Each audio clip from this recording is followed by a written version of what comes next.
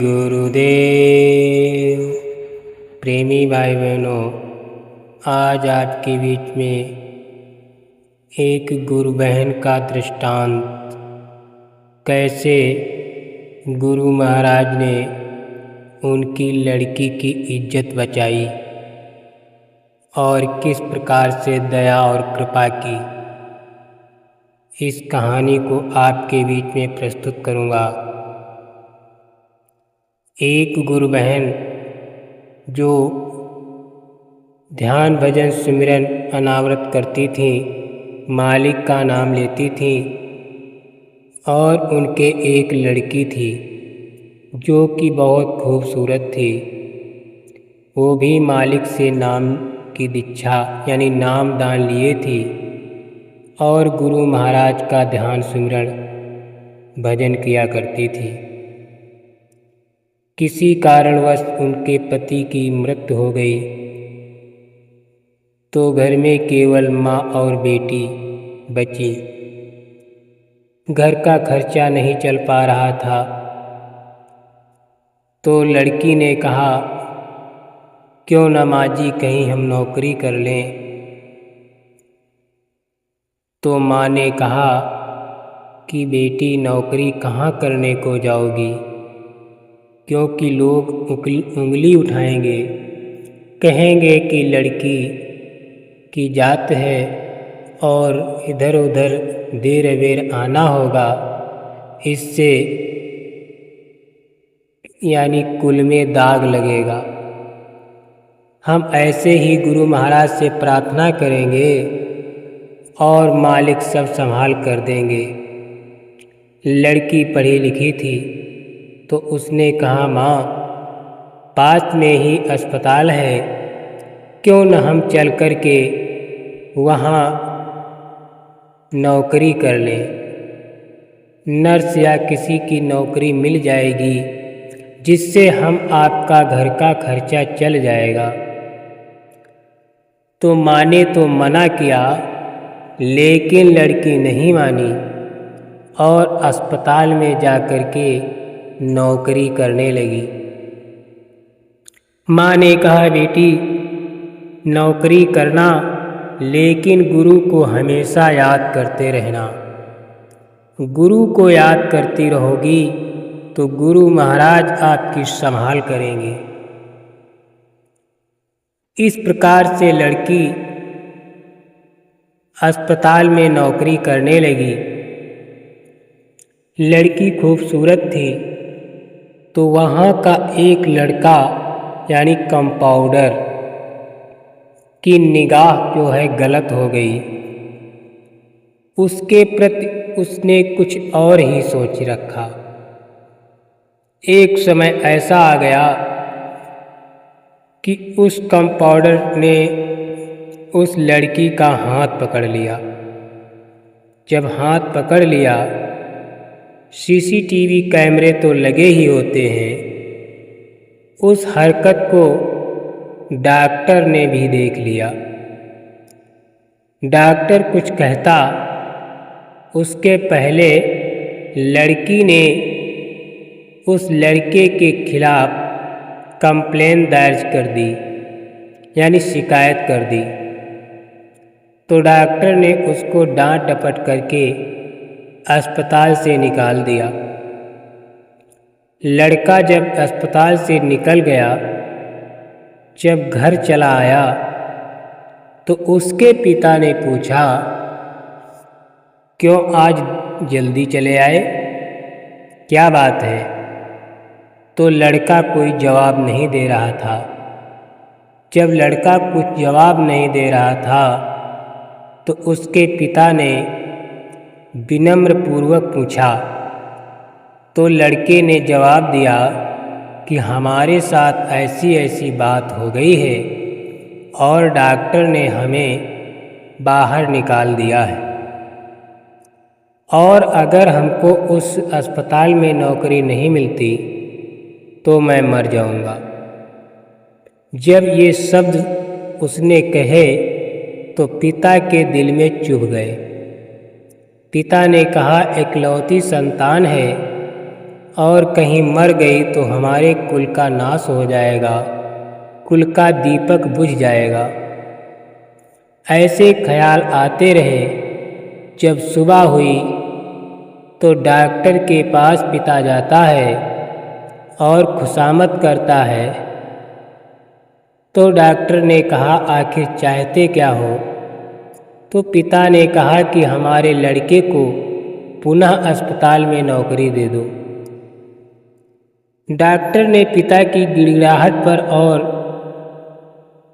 उसकी दीनता पर तरस आकर के उस लड़के को पुनः नौकरी दे दी। अब लड़के के मन में जिज्ञासा ये उठी, क्यों न उस लड़की से हम बदला लें, ताकि उसने हमारी जो शिकायत डॉक्टर से की थी, इस विषय में वो हमेशा सोचता रहता। एक समय ऐसा आ गया कि लड़की किसी पेशेंट को दवा देने जा रही थी और उस लड़के ने उसको पीछे से पकड़ लिया। इतना पकड़ते हुए देखा तो उस लड़की ने 2 तमाचे मार दिए और डॉक्टर से पुनः शिकायत की। डॉक्टर ने उसको निकाल दिया। अब लड़का जो पुनः नौकरी पाकर के निकाल दिया गया, तो वो सोचने लगा, जिसके खातिर मैं इतने हरकत करता रहा, ये लड़की बाज नहीं आ रही है। अब मैं इसकी ऐसी दुर्गत करूँगा कि ये किसी के सामने मुंह दिखाने लायक नहीं रहेगी। इस विचार से वो लड़का दिन प्रतिदिन एक नई योजना बनाता। इधर लड़की अपने माँ से पूरा हाल बताया तो माँ ने कहा, बेटी तुम चिंता मत करो, गुरु महाराज समर्थ हैं, गुरु महाराज संभाल करेंगे।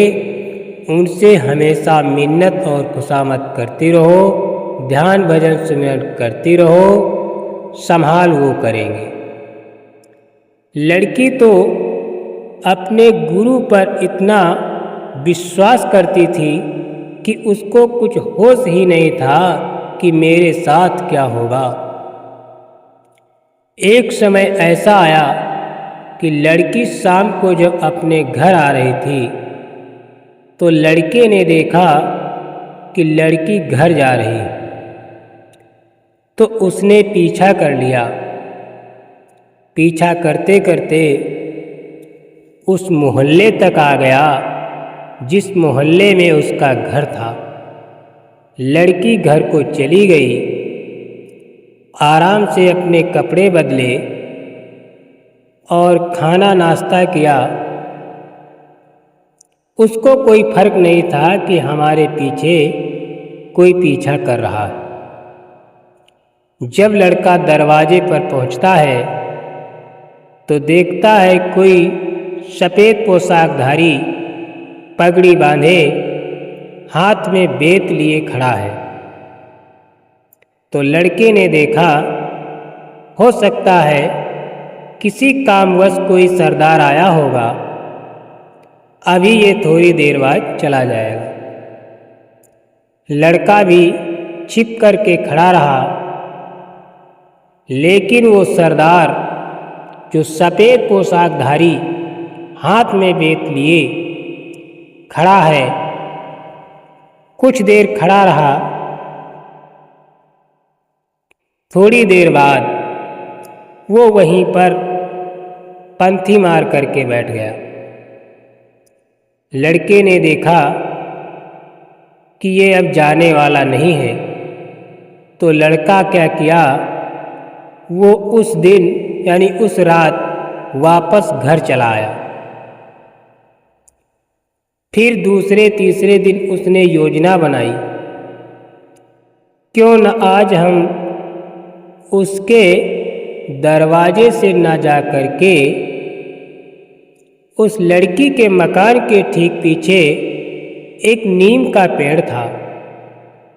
तो उसने अपने मन में योजना बनाई, क्यों न नीम के पेड़ पर से चढ़ करके उसके घर में दाखिल हो जाऊंगा और मैं अपनी मन की हवस को मिटा दूंगा। इस प्रकार से लड़का जब योजनाबद्ध तरीके से वहाँ जाता है और नीम के पेड़ पर से चढ़ करके उसके घर में दाखिल हो जाता है। रात्रि के 10-11 बज चुके हैं, गांव मोहल्ले में सन्नाटा है। तो लड़के ने सोचा कि ऐसा अवसर कभी नहीं मिलेगा।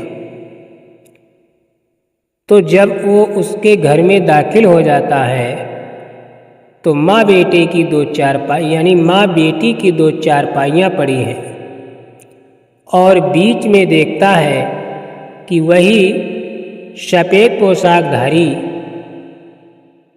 काली दाढ़ी वाले और पगड़ी बांधे हाथ में बेत लिए खड़े हैं।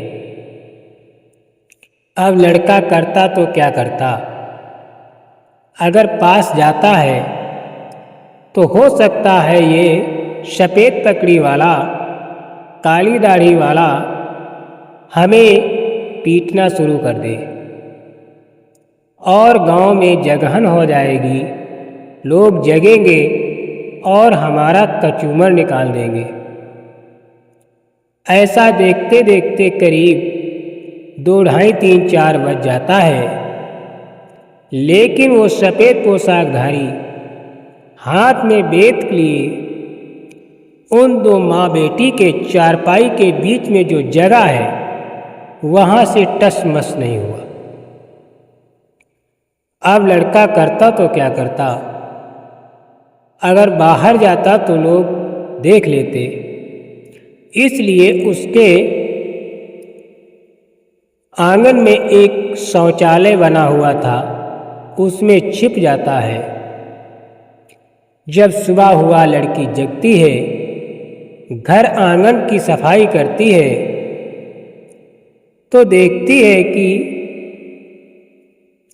शौचालय का दरवाज़ा अंदर से बंद है। तो मन में विचार करती है कि हो सकता है माँ शौचालय के लिए गई होंगी, लेकिन वो सोचती है कि माँ अगर गई होती तो 2, 4, 10, 15 मिनट में वापस आ जाती, लेकिन कारण इसका कुछ और है। तो वो जब जाती है और दरवाजे को खींचती है, आवाज़ लगाती है, तो वो लड़का दरवाज़ा खोल देता है। तो लड़की कहती है, तू फिर यहाँ। इतने में वो शोर शराबा कर देती है, उसकी माँ आ जाती है और फिर पूरा दृष्टांत बताते हैं कि बहन जी हमें माफ़ कर दीजिए, मैंने आपके प्रति गलत तरीके से, गलत निगाह से बदला लेने की सोचा था, इसलिए मैंने ऐसा कदम उठाया और जो जो घटनाएं उनके सामने हुई वो सारी घटनाएं बताई। जब ये घटनाएं बताता था तो उसकी माँ के आँखों से आंसू बंद नहीं हो रहे थे और उस लड़की ने भी सोचा कि बताइए, हमारे गुरु महाराज अगर ना होते तो हमारी आबरू लुट जाती।